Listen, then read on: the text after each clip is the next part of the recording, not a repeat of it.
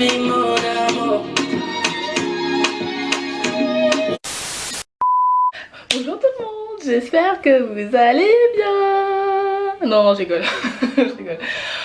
Ouais, j'espère que vous allez bien. Alors aujourd'hui, on est quel jour? On est mardi.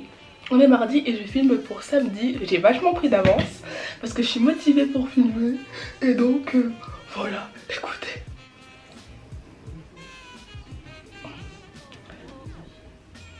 Je vais essayer de dégager un peu plus d'énergie que d'habitude parce que je me suis rendu compte en regardant vite fait les dernières vidéos que j'avais filmées que j'étais assez lisse, assez teasée, que c'était pas vraiment moi en fait, genre que peut-être que vous avez remarqué mais souvent je dis, j'essayais de pas dire de bêtises.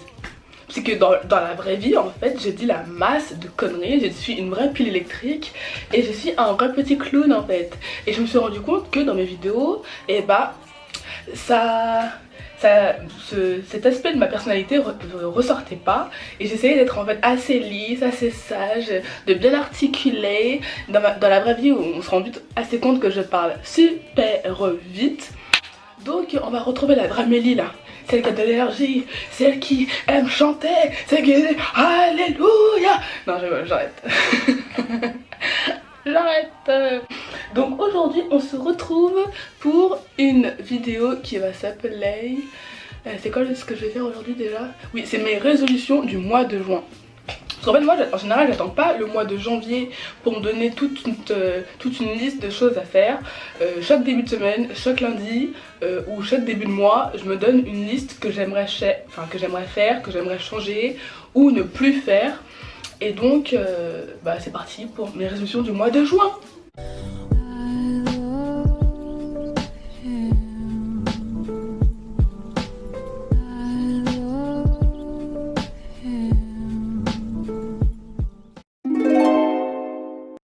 Ma première résolution, je sais même pas si ça vaut le coup de le dire parce qu'à chaque fois c'est pareil, mais reprendre le sport.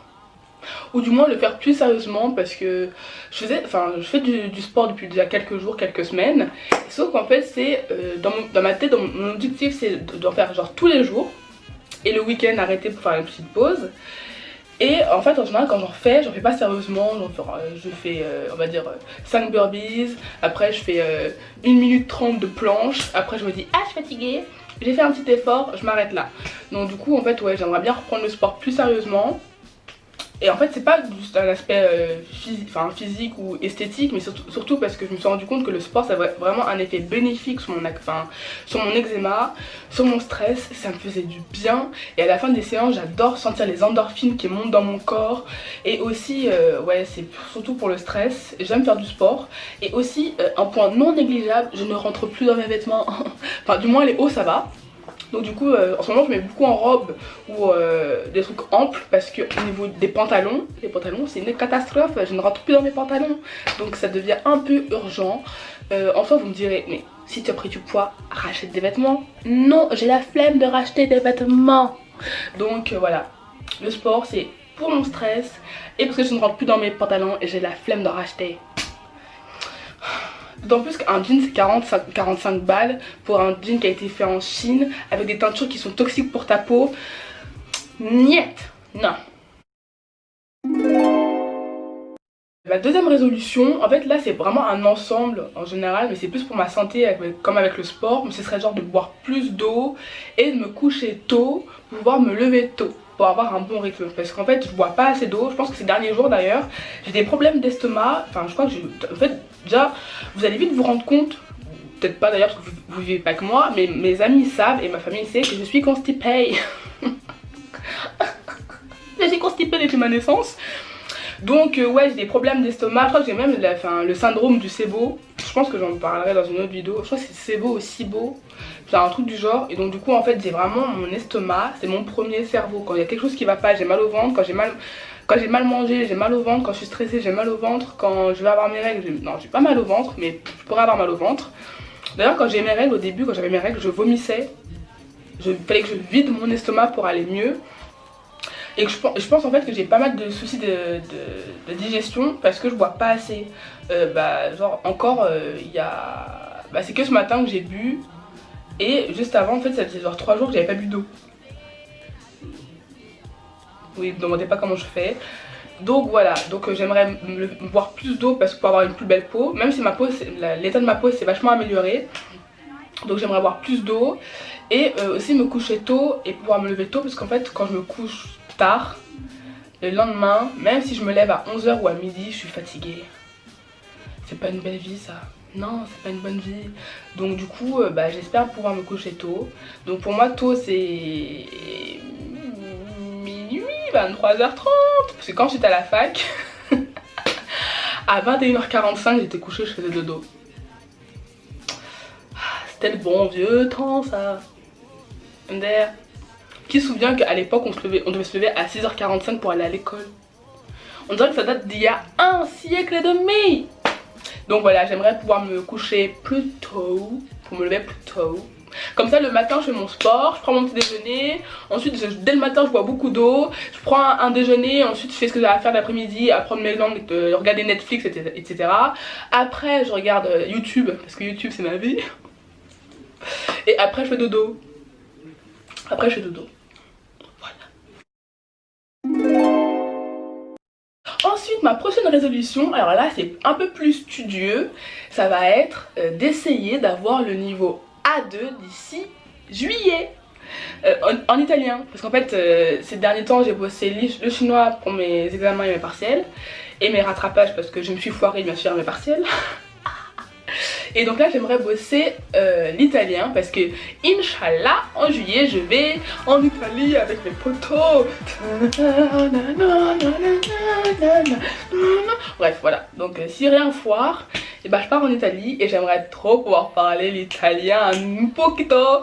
Et donc du coup je vais essayer de bosser ça. Ma mère m'a passé une méthode où c'est avec des audios, on écoute, on comprend, on parle.